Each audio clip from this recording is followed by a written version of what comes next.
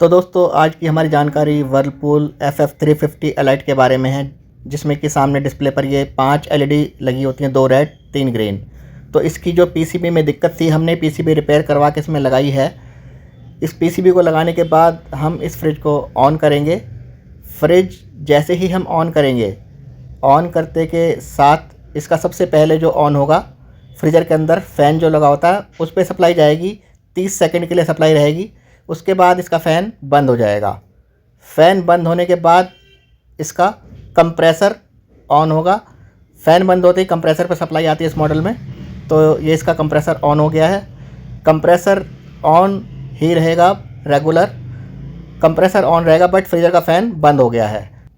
बंद होने के बाद ये फ़ैन 7 मिनट के बाद दोबारा इस पर सप्लाई आती है और 7 मिनट बाद ये दोबारा ऑन होता है। इसको हम मैग्नेट की हेल्प से चेक करेंगे, वो भी 7 मिनट होने के बाद। तो हमने अपनी मैग्नेट वहाँ पर रखी है। यहाँ पर डोर की लाइट ये रेड वाली बंद हो गई है और अब इसका जो है फ्रीज़र फ़ैन आप देखेंगे ये चल गया है फ़ैन इसका। तो ये फ़ैन अब रेगुलर चलेगा। अगर हम मैग्नेट यहाँ से हटाएंगे अपनी, तो ये फ़ैन अगेन बंद हो जाएगा। तो ये हमने अपने यहाँ से मैग्नेट हटाई और ये डोर ओपन की लाइट यहाँ पर जल गई। और फ़ैन दिखाते हैं आपको, ये इसका देखिएगा, ये फ़ैन बंद हो गया मैग्नेट हटाते ही।